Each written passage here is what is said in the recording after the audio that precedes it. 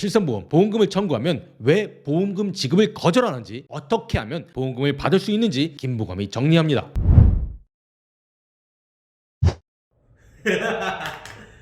자, 갑니다. 안녕하세요. 보험 전문 기자 김승동 기자의 보험 검색 김보검입니다. 실손의료보험에 가입되어 있지 않은 사람은 아마 많지 않을 겁니다. 금융당국은 실손보험 가입 건수가 약 3,500만 건이라고 밝힌 바 있습니다. 이는 약 150만 건의 중복 가입자를 제외한 숫자입니다. 우리나라 인구가 약 5,200만 명이죠. 이 중에서 국가의 국민건강보험을 가입한, 그러니까 국가의료보험을 가입한 사람은 약 5,140만 명입니다. 이런 수치들을 감안하면 극히 일부를 제외하고 대부분 실손보험에 가입해 있다고 해도 과언이 아닙니다. 때문에 실손보험은 제2의 국민건강보험, 제2의 의료보험이라고도 불립니다. 많은 사람이 가입해 있으니 실손보험을 활용하는 사람도 많습니다. 동네 병원에 처음 가면 대부분의 병원이 실손보험이 있는지부터 확인을 합니다. 얼마 전에 좀 허리가 아파서 새로운 정형외과에 좀 갔었습니다. 그 병원도 역시 실손보험 유무를 파악하더라고요. 제가 괜히 궁금증이 생겨서 실손보험 여부는 왜 확인하는 건지 물어봤습니다. 그랬더니 원장님께서 확인하라고 하셔서요 라고 답하더군요. 실손보험 유무를 확인하는 게 의무사항은 아니라는 거죠. 병원은 왜 실손보험에 가입되어 있는지 혹은 가입되어 있지 않은지를 확인할까요? 바로 병원이 돈을 벌기 위해서입니다. 어차피 가입해둔 실손보험에서 보험금이 나오니 부담 없이 고가의 비급여 치료를 받으라는 거죠. 사실 환자도 의사가 권하는 치료를 거절할 이유는 별로 없습니다. 치료비가 너무너무 매우 부담되는 게 아니라면 대부분 의사가 권하는 치료를 받습니다. 그리고 환자는 치료 후에 병원비를 돌려받기 위해 보험금을 청구하죠. 그런데 여기서 문제가 발생합니다. 환자, 즉 실손보험 가입자가 보험금을 청구하면 보험사는 과잉진료가 의심된다며 보험금을 지급하지 않거나 일부만 지급한다고 통보할 수 있기 때문이죠. 이처럼 보험금을 달라고 요청했는데 보험사가 거절하면 대부분은 보험사를 욕합니다. 보험사가 보험했다고 표현하는 식이죠. 그런데 보험금 지급을 안 하면 무조건 나쁜 보험사일까요?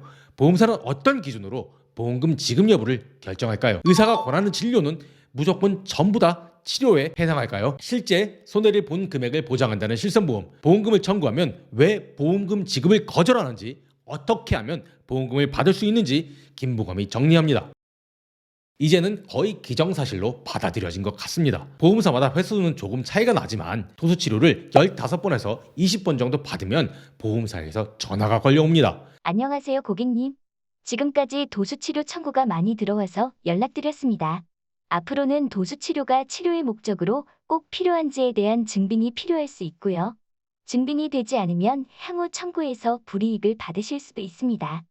이 점 양해 부탁드립니다. 치료 목적이 아닌 이유로 무분별하게 도수치료를 받으면 보험금을 지급하지 않겠다고 으름장을 놓는 겁니다. 도수치료는 말 그대로 손을 도구로 사용해서 치료를 한다는 겁니다. 기구 대신 손으로 몸을 눌러서 골격과 근육을 바로잡는 치료입니다. 비급여 치료 중 대표적인 게 바로 도수치료입니다. 국가의 의료보험에서 보장하지 않는 비급여 치료이기 때문에 병원마다 도수치료비가 매우 차이가 납니다. 적게는 수만 원에서 많게는 20만 원 이상 비용이 발생하기도 합니다. 그런데 실손보험에서는 비급여인 도수치료도 보장이 되거든요. 도수치료 1회 비용이 20만 원, 자기부담금이 10%라고 하면 1회 치료를 받을 때 환자가 부담하는 실제 비용은 2만 원에 불과합니다. 때문에 병원은 실손보험에 가입되어 있는 환자에게 도수치료를 권하고 환자도 치료비 부담이 없으니 도수치료를 받겠다고 선택하는 겁니다. 앞서 도수치료가 기구 대신 손으로 골격과 근육을 바로잡는 치료라고 말씀을 드렸습니다. 그런데 비슷한 게 있습니다. 뭐냐고요? 바로 마사지입니다. 도수치료와 마사지 차이가 뭐냐? 이게 조금 애매합니다. 도수치료는 전문적인 의학 지식이 있는 사람이 하는 마사지일 수도 있습니다. 일부이긴 하지만 환자도 혹은 병원도 실손보험 가입자에게는 마사지 비용보다 저렴하다는 이유로 도수치료를 권하고 또 받기도 하거든요. 몸이 뻐근하니 마사지 대신 도수치료를 하라고 권하는 식입니다. 그런데 보험사가 이런 현실을 모를까요? 아닙니다. 아마 알겠죠. 때문에 치료가 아닌 목적으로 도수치료를 계속 받으면 더 이상 보험금을 지급할 수 없다는 으름장을 놓는 것입니다. 보험사에서 이런 통보를 받으면 보통의 사람들은 굉장히 위축됩니다. 그럼 정말 20회 이상 도수치료를 받으면 안 되는 걸까요? 이건 잠시 후에 말씀드리겠습니다. 도수치료와 함께 비급여 치료 중 대표적인 게 바로 영양주사입니다. 병원에 가면 이런 안내 문구를 어렵지 않게 심심치 않게 찾아볼 수 있습니다. 바로 마늘주사, 배국주사, 신데렐라주사, 우유주사, 태반주사 등을 맞으라는 것이죠. 술을 먹을 때 주사가 있으면 문제라고 하는데 병원은 정말 주사가 심합니다. 그렇죠?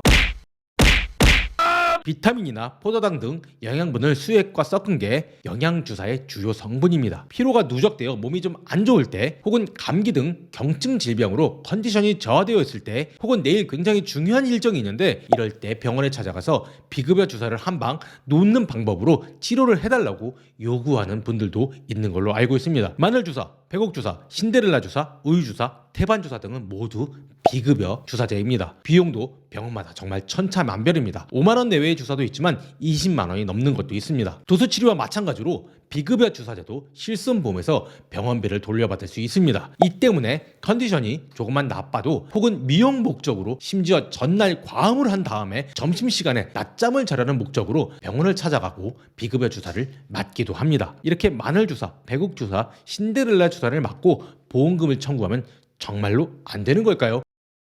보험업계가 과잉진료의 대표적인 사례로 꼽는 것이 위에서 언급한 도수치료와 비급여 주사제입니다. 때문에 보험사들도 의료계와 심겨루기를 하고 있습니다. 2020년 5월 한 대형 손해보험사는 개원 의사들에게 비급여 주사제 적정 치료 협조 요청이라는 내용의 공문을 발송했습니다. 공문 내용의 핵심은 앞으로 식품의약품안전처의 허가사항의 효능 효과를 기준으로 실손보험에서 보험금 지급을 판단하겠다는 내용입니다. 다시 말해서 식약처의 효능 효과에 부합하지 않는 비급여 주사제는 더 이상 보험금을 지급하지 않겠다는 의미입니다. 조금 복잡한 내용이니 다시 한번 설명하면, 공문을 발송하기 전까지는 의사가 비급여 주사제를 치료 목적으로 처방하고 소견서를 환자가 제출하기만 하면 보험사는 무조건 보험금을 지급했습니다. 실손보험은 치료에 따른 의료비를 보장하는 게 원칙이니까요. 그런데 지금은 식약처의 효능, 효과에 맞는 치료만 보험금을 지급한다는 겁니다. 약제별로 식약처의 허가사항과 청구 상병 치료 목적에 부합한 경우만 치료로 인정하고 보험금을 지급한다는 겁니다. 보험금 지급을 위한 조건이 하나 더 붙은 셈이죠. 한마디로 보험금 지급을 까다롭게 하겠다는 의미입니다. 최근 한 기사에서 나온 내용을 소개합니다. 서울 소재 A병원은 2015년부터 지난해까지 5년간 60대 여성 B씨에게 영양제 7,400만 원을, 60대 남성 C씨에게 5,100만 원어치를 투여했다. B씨와 C씨의 증상은 구내염이나 이명 등 비교적 가벼운 질환이었지만 해당 병원은 근본적인 원인 확인이나 치료 없이 고가의 영양제만 처방했다. 서로 다른 질환에 동일한 소견으로 영양제를 남발하는 경우도 많다. 일부 의료기관이 환자별 병명이 다른데도 같은 내용의 소견서를 발급하면서 환자마다 영양제 4, 5개를 과잉 투여한 사례도 있다. 한 환자에게 영양제를 한 번에 모두 투여하는 것이 아니라 약제 중 3, 4개를 번갈아 투여하는 방식으로 감기나 장염 등의 증상으로 병원을 찾은 환자에게 건당 15만 원에서 20만 원짜리 영양제를 수백, 수천만 원어치 맞도록 했다. 보험업계는 이 같은 영양주사제 과잉 진료가 실손보험 손해율 상승을 유발해 보험료를 올린다고 본다. 손해보험사 기준 지난해 실손보험 위험손해율은 130.5%다. 기준을 세분화하고 심사를 깐깐하게 해 보험금 누순을 막아야 한다는 게 보험사의 입장이다. 실손보험 약관에도 영양제, 비타민제 관련 비용은 원칙적으로 면책이지만 보상하는 질병의 치료 목적인 경우에는 보험금을 주도록 되어 있다. 극단적인 사례이긴 하지만 사례를 들으니 문제가 좀 더 심각해 보이죠. 기사 내용을 통해 언급한 사례처럼 병원이 비급여 주사제를 많이 처방하면 누가 좋을까요? 첫 번째로 병원이 좋을 겁니다. 병원은 비싼 비급여 치료를 통해 돈을 벌 수 있죠. 이에 건물도 세우고 새로운 의료 장비도 사고, 그리고 의사의 집도 차도 바꾸겠죠. 두 번째는 누가 좋을까요? 네, 환자가 좋을 겁니다. 그런데 정말 좋을까요? 환자가 왜 아픈지 원인을 찾고 치료해야 하는데 영양제만 투여한다고 좋아질 수는 없을 것이라는 생각도 듭니다. 이 부분은 논란이 좀 많을 테니 일단 넘어가도록 하겠습니다. 정리하면 비급여 과잉 진료를 하면 병원장은 무조건 좋고 환자도 좋을 수 있다는 거죠. 그런데 보험사는요? 네, 손해가 굉장히 커질 겁니다. 실손보험은 지급하는 보험금이 많아지니 손해율이 높아질 수밖에 없습니다. 손해율이 높다는 건 보험사가 손해를 많이 본다는 의미겠죠. 보험사의 손해율이 올라가면 어떻게 될까요? 네, 보험료를 인상합니다. 보험료는 누가 부담하죠? 보험 가입자겠죠. 아마 환자가 부담하는 보험료가 올라갈 것입니다. 잠깐 그럼 한번 생각해보죠. 과잉 진료로 돈을 버는 병원 혹은 의사가 잘못한 걸까요? 보험금을 제대로 지급하기 위해 지급 심사를 깐깐하게 하려는 보험사가 잘못된 것일까요? 근데 왜 대부분 보험금 지급을 제대로 하려는 보험사만 나쁘다고 손가락질을 하는 걸까요? 어쨌건 과잉진료로 손해율이 높아지면 보험사가 가만히 있을까요? 아니겠죠. 때문에 도수치료를 반복하면 보험사에서 전화가 걸려오고 안녕하세요, 고객님. 비급여 영양주사도 보험금 지급을 깐깐하게 심사하는 것이겠죠.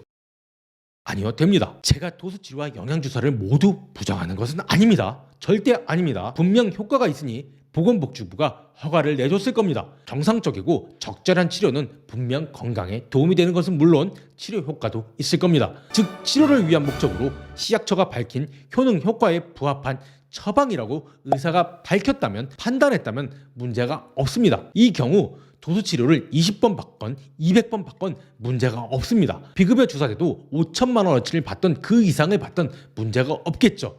정말 치료 목적이라면 아무런 문제가 없습니다. 보험에 가입했으면 보험 사고 후 보장을 충분히 받아야 합니다. 정말 치료 목적으로 병원을 찾았는데 보험사가 보험금 지급을 거절했다면 그러면 저 같은 기자나 혹은 금융감독원에 민원을 넣으시면 됩니다. 보험사도 부당하게 보험금을 지급하지 않으면 문제가 된다는 것은 다 알고 있습니다. 때문에 무조건적인 부지급 결정은 하지 못합니다. 가급적 보험금을 지급하죠. 보험 전문기자인 저 김보검은 보험 산업이 정말 발전했으면 좋겠습니다. 신뢰받는 금융의 한 축으로 제대로 역할을 담당했으면 합니다. 보험사가 무조건 보험금을 지급하지 않으면 정말 큰 문제입니다. 이런 사례가 있다면 저에게 알려주시면 공론화할 수 있도록 노력하겠습니다. 금융당국이 제대로 역할을 하고 있다면 그리고 저 같은 기자들이 있다면 보험사도 보험금 지급을 제대로 하려고 노력할 것입니다. 소비자분들이 보험을 제대로 활용했으면 합니다. 그리고 또 한마디 덧붙이자면 사실 과잉진료인지 아닌지는 환자 본인이 아마 더 잘 알 거라고 생각합니다. 보험금을 타려고 무료하게 진료 받지 않으셨으면 합니다. 부탁드립니다. 저 김보검은 소비자분들이 현명하게 보험을 선택하고 활용할 수 있도록 보험업계의 주요 상품과 이슈에 대해 알기 쉽게 정리해드립니다. 현명한 보험 가입과 활용 방법에 대해 상담을 원하시거나 교육을 원하시는 분은 아래 이메일로 문의주세요. 또 보험에 관련된 제보를 주시거나 궁금한 점이 있을 때도 저 김보검을 찾아주세요. 오늘 영상이 도움이 되셨다면 아래의 좋아요와 구독 버튼을 눌러주시기 바랍니다. 감사합니다.